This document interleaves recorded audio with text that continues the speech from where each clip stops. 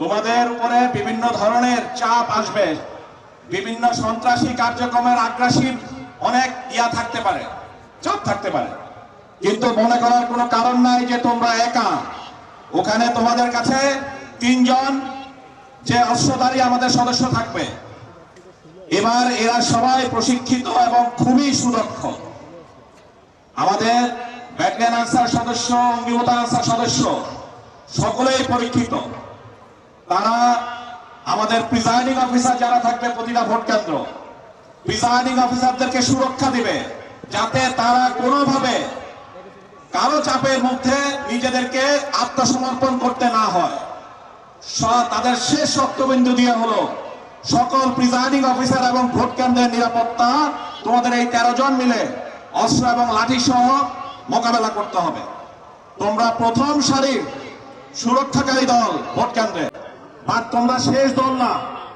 তোমাদের মধ্যে যাদেরকেই আমাদের নির্বাচন সুরক্ষা অ্যাপসে রেজিস্ট্রেশন করা হবে, তারা ভোট কেন্দ্রের যে কোনো অনিয়ম, যে কোনো হুমকি, যে কোনো ধরনের শৃঙ্খলা বহির্ভূত কাজ হওয়ার সাথে সাথেই যে অ্যাপসে যে আপলোডটা দেওয়া হবে, সেই আপলোডের সাথে সাথে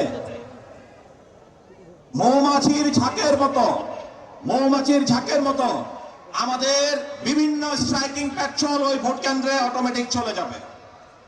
কারণ প্রতিটা দিক থেকে আসবে সেনাবাহিনীর petrol, BGB petrol, police petrol.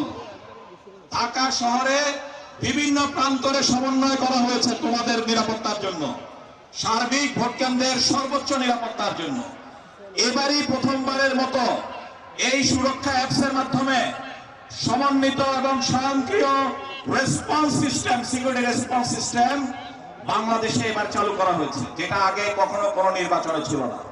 আমি আগেও অনেক নির্বাচন ডিউটি করেছি, কখনো এই ধরনের সমন্বিত ব্যবস্থা আগে ছিল না। যারা অনেক দূর দূরান্তে থাকতো, অনেক সময় এতিমের মতো, চাতকের মতো চাইতো যে কখন আমার সাহায্য আসবে,